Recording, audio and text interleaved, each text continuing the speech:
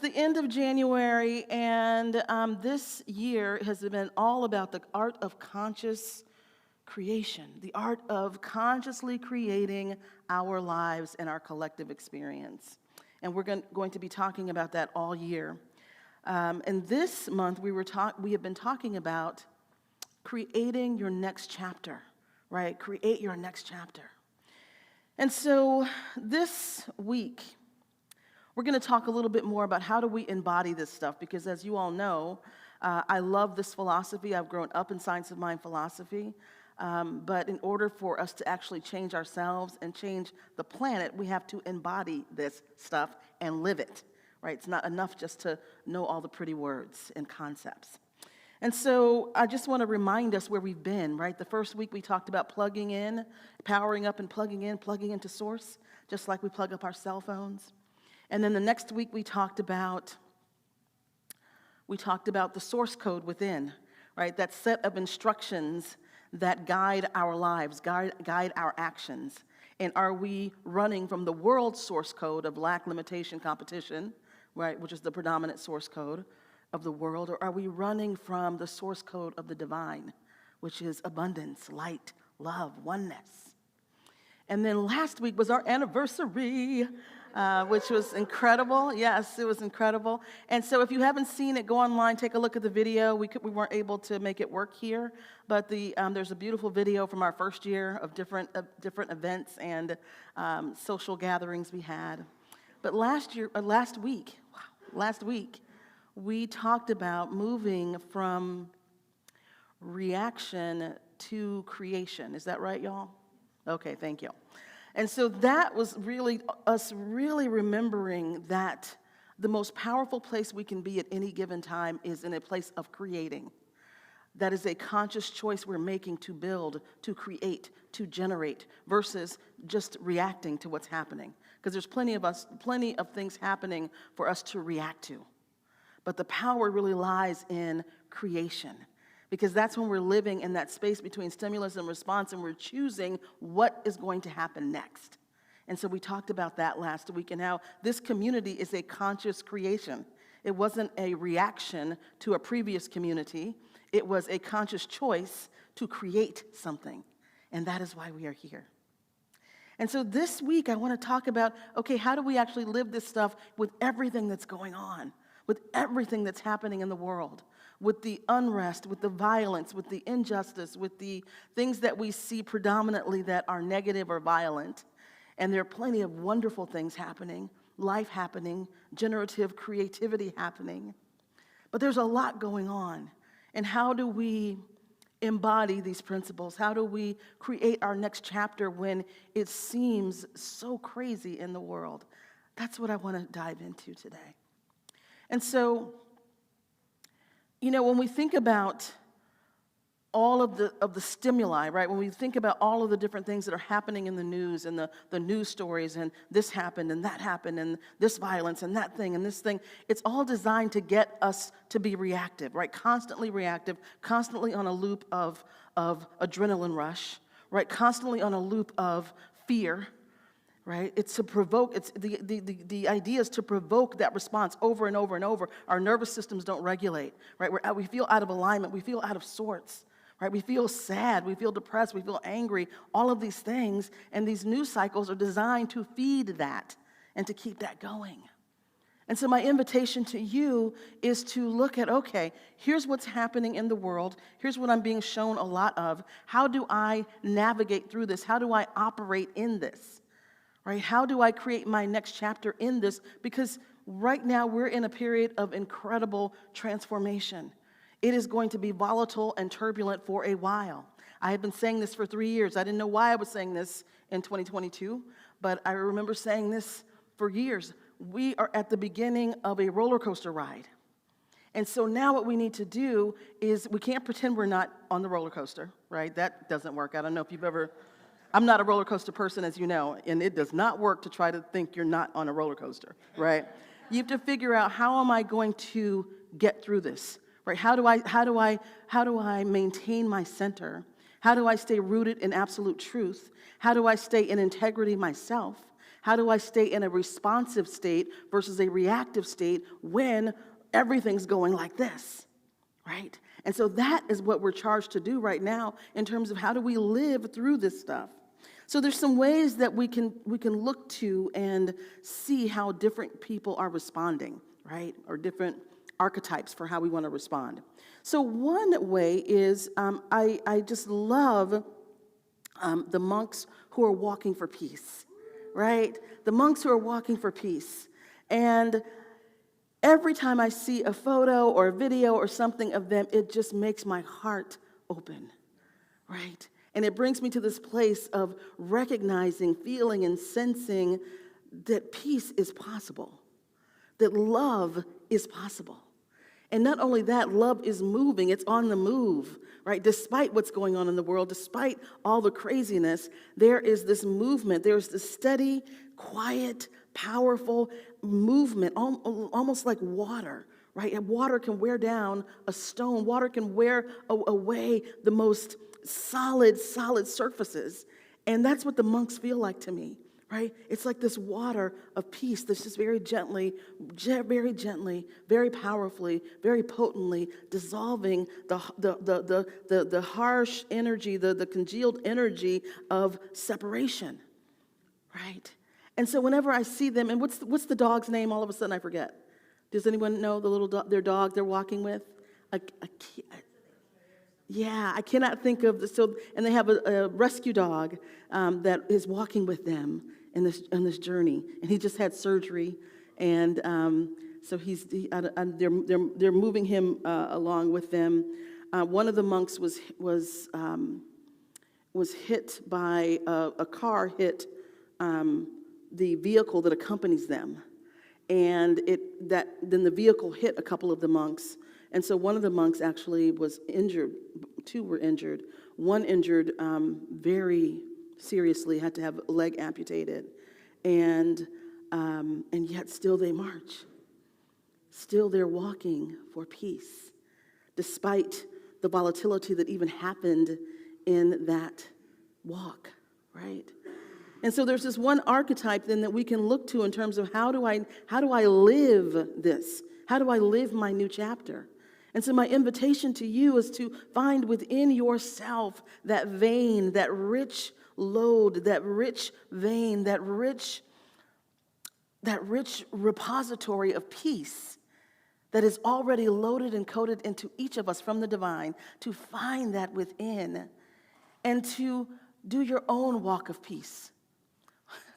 Whether it's through Walmart, I don't know why that just came up, or whether it's there's always something crazy happening at Walmart. You know, there's like, people break out into dance. Like if you look on YouTube, it's like there's like people dancing. It's like always something happening, right? But like your own walk of peace, wherever it is, maybe it's through your relationship, right? Maybe it's through your relationship with your significant other, where you need to walk with peace. Maybe it's at work, where you are called to walk as peace embodied in that situation. And maybe it is in the greater world. You see, we're all called to a different assignment. And one of the things I'm seeing a little bit happening is this sort of shaming and shoulding coming from certain voices on social media about how people should be responding to what's happening, right? Particularly clergy. Like there's this big thing about like what clergy should be doing, right? And how people should be responding. And to shame people into action is literally the same vibration we say we do not want to experience, right? It's not a clean vibration. It's not a clean motivation, right? So to shame people into action or into activity means that those individuals, if they accept that shame, are then moved into action from a place that's not aligned. I should do this. This is what I should do, right? Then it becomes performative. Then it's not rooted in love. It's not rooted in peace. It's not rooted in spiritual principle. It's rooted in this is how I should be performing. This is how I should be behaving. This is what I should be doing so it looks good or it looks aligned or people like me or whatever it is, right? And the truth is that each of us has our own specific divine assignment, and there's not another human being that can determine what your assignment is. That is between you and God, right? Because we all have a role to play on this planet at this time with what is happening. We're not here by mistake. We are here on purpose. And so our call, our assignment, part of it is each of us has the assignment to wake up, right? To be conscious.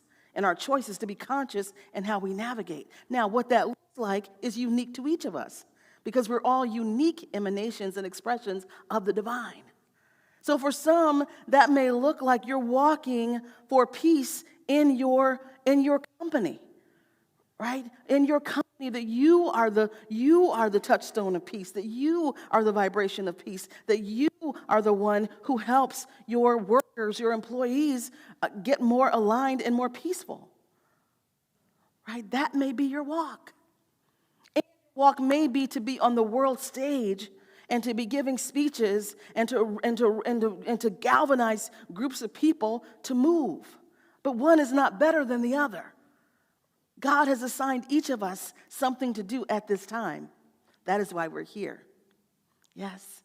And so my invitation for you is to look at the archetype of walk for peace and look at is there a way that you can be that somewhere, right? If you can be that somewhere. Another archetype that we see that is playing out right now in our world is the archetype of protest, right? Of protest, of marching and speaking and raising our voices collectively and saying no, or saying we will not accept this, right? So there's that archetype of protest. And it is a powerful archetype. It has toppled regimes throughout history. When people come together, when they galvanize together, and when they collectively use their voices and raise their voices, incredible things happen. And here's the interesting, I say caveat to that archetype.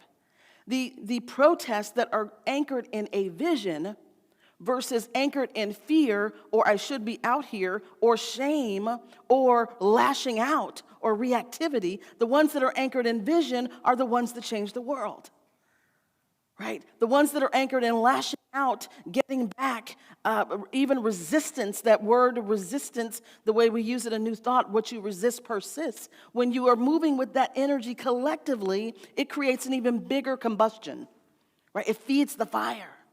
And that's why it's so important that if your assignment is to go out on the streets and march, if that is your assignment, then you have to be anchored in spirit. You have to be anchored in the rock that shall not be moved. You have to be anchored in really feeling and sensing and wanting and desiring a world that works for all.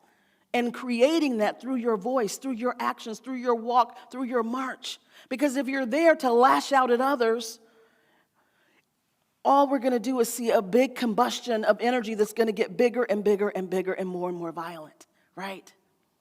And so it's been beautiful to behold our sisters and brothers in Minnesota and to see the numbers of people out in the streets, right, coming together collectively to raise their voices and to protest. That is a beautiful thing to see people that perhaps in the past did not feel like the things that we are seeing now were really relevant to them, right? That is a beautiful thing.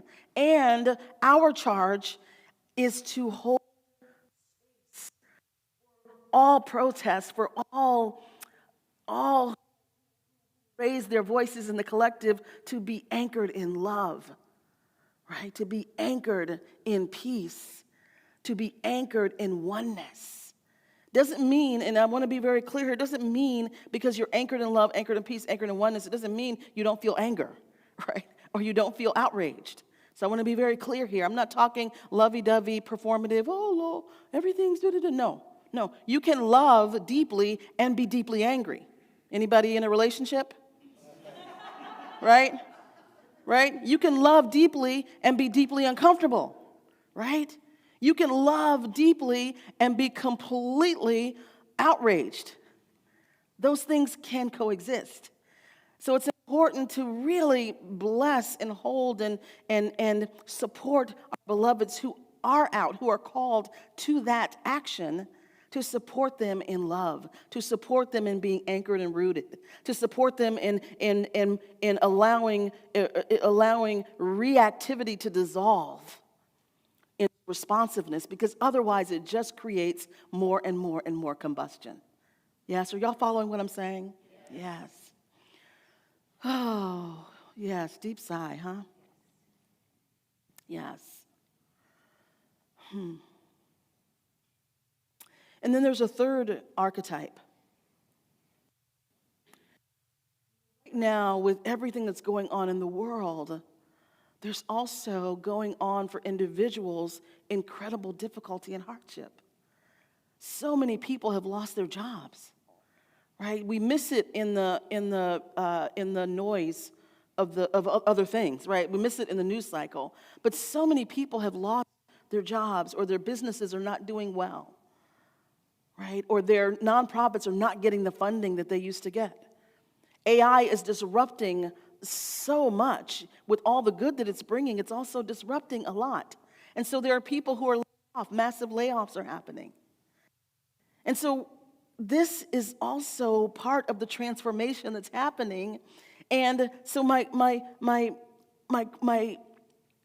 question or suggestion is that place of pivot, right? It's now time for you to pivot, because the job isn't there, the money's not there, the whatever's not there, and you're trying to figure out, what do I do next, right? Where do I go next? How do I support my family? How do I support these individuals who work for my company, right? How do I do this in this landscape right now? And so this is the time to really get centered and anchored in the practice and the knowing of abundance, not only of money, but abundance of opportunity. There's an abundance of opportunity. Sometimes when we're locked into a certain thing, we're locked into a certain career, we're locked into a certain life, we're locked into certain patterns, it's hard to, and those things disappear. It feels like, oh my gosh, the world is falling apart. But if we pivot, right, if we just pivot, it's, there's a whole new world over here. Right? There's a whole new world over there. Oh, there's a whole new world back there, right? But it requires making a pivot. It requires expanding the aperture of your consciousness so that you can see the opportunities that actually exist. A couple months ago, I did a training called Manifest Your Next Job. And it was a response to so many people I knew who were being laid off. And what I know from my coaching practice for almost 20 years is whenever I have worked with somebody on either getting promoted or looking for a new role, the number one challenge is mindset, right? Mindset trumps your skill set every single time. And every time I've worked with someone, I'm working on what we call, I'm a spiritual person in case you didn't know. And so I'm working on, mental equivalent. Right? Your mental equivalent is what we call it in science of mind. But I'm working on mindset, because if you all know this, you know this stuff, believe there's enough jobs out there, it's hard to find a job, right? If you don't believe there's a great relationship out there, you can't find a relationship, right? If you don't know these things, and if your mindset is not shifted, if your mental equivalent if you're not holding the consciousness of having these, it becomes incredibly difficult. And so it doesn't matter how many you send, how many letters you write, how skilled you are, right? It doesn't matter. You can't find it until your mindset shifts. And so that has been, work that I've been doing and applying to different areas and working with clients and with folks in spiritual community. Well, I got this incredible email from someone who was in this last Manifest Your Next Job, and he said, Reverend Cheryl, what's your address? I'm sending you flowers. I just got a job, and it's exactly what we talked about, and it's more money than we talked about, and da-da-da. And it was just like so incredible to get this beautiful good news, this good cheer, this bounty for someone who the world says is over 50 and there's no jobs, right? And it was such an incredible thing. Flowers came yesterday, and then he texted me again this morning a couple of times. Beautiful, because it is such an example of, even if you're in your own personal pivot, there is something greater than the world. People could just get that. There is something greater than the world. And it will always supply, it will always provide what is needed. the source will always provide resources for us. We have to open the aperture, though, right? So when this particular individual who was in this training came in, his story was, I'm a certain age, trying to look for this job, trying to make a certain amount of money. There's not a lot of jobs out here. All the story, right? We know the stories, right? That was the story. And so working on expanding the aperture to wait, there's something greater than me that exists. Wait, there's something greater than me that knows my qualifications. There's something greater than me that knows exactly the right fit for me. And the more that I open to that, the more those things come into alignment until it's a match, right? It's not magic. This is the way it works. The job was already there. He didn't magically create a job for this individual. It was already there. He couldn't see it because he wasn't open to it, because he was consuming the world story. He was letting the world source code run him, so he couldn't see possibility. Once he got into the divine source code, then it's like, oh, the aperture opens up, right? And here is a possibility. Yeah, are y'all following what I'm saying? Yes? So if you are in this time with all that is going on, I'm aware that there are individuals who are really, really struggling, right now. And so my message to them and my offer to them is to, as painful as it is, as difficult as it is, find ways to get aligned with the divine source code. And that means spending time in meditation. It means spending time in prayer. It means surrounding yourself with individuals and community who walk the walk and speak the talk that we all believe in, right? Because it's great to come here on Sunday, but if you leave here and you spend the rest of the week with going, oh my God, there's no jobs. Oh my God, there's no this. Oh my God, there's no good men. Oh, there's not enough money. I'm broke. I don't know how I'm good. If that's how you spend the rest of your week, guess what your experience is going to be? Right. So these are the things. These are the ways that we begin to live this experience, right? You can't talk one thing here and then your language and your talk and your belief is something else outside, yes? So the other thing I have been doing this month is I have been listening to, all night I sleep with, what is it called? Hypnosis, thank you. Hypnosis recordings, right? And there's one hypnotist I really, really like from Mind Valley was on there. And self in all of the stuff that's going on, and all of the ways I'm ministering to others, all the counseling I'm doing, and my corporate work, I need to be fed as well, right? So I'm like, okay, I don't have more time in the day, but I can play this subliminal at night. Right? I can put the subliminal on, and I can tell how my mind is moving differently. I can tell the clarity that is emerging. And so why am I sharing this? I'm sharing this because if you think you don't have time to actually shift your consciousness, that's not true, right? It can happen while you sleep, right? Because here's the thing, y'all, the subconscious, right? The subconscious runs everything. The subconscious beliefs, stories, and lack and limitation, stuff that was implanted when we were children, and the world implants on us, that story is so powerful, it runs everything. And so you need super powerful, why do I want to say supercalifragilisticexpialidocious? That's what I really want to say, right? What'd you say? Yes, my childhood, exactly, right? That was one of my, I was a kid. So anyway,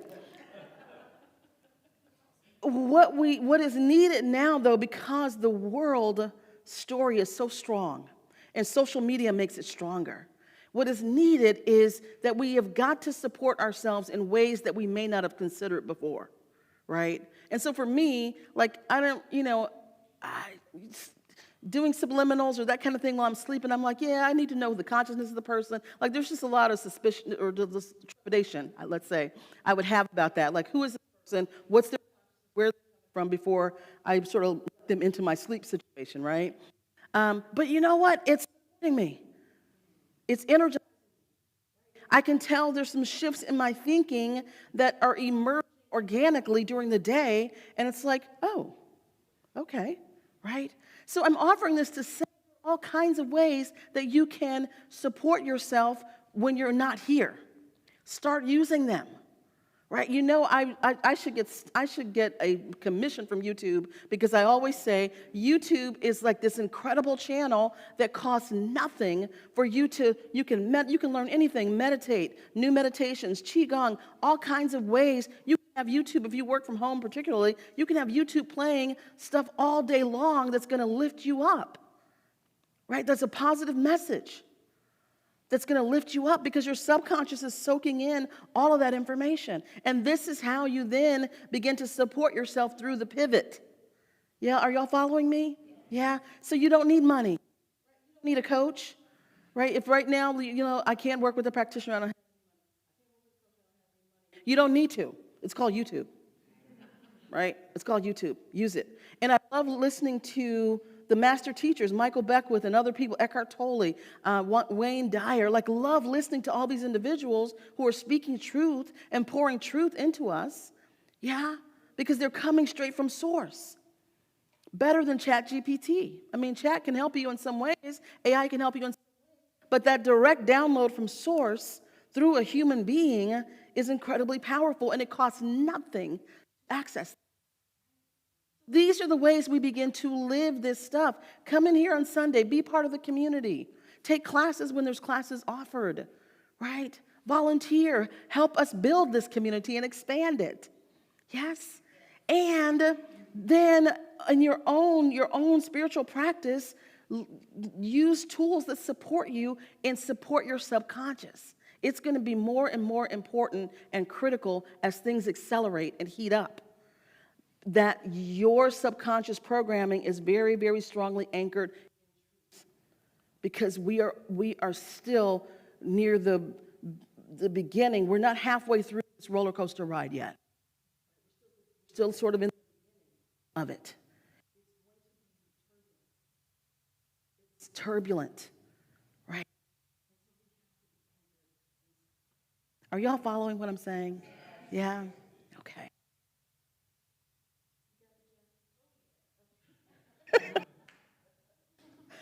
All right, beloveds, let's turn within, shall we?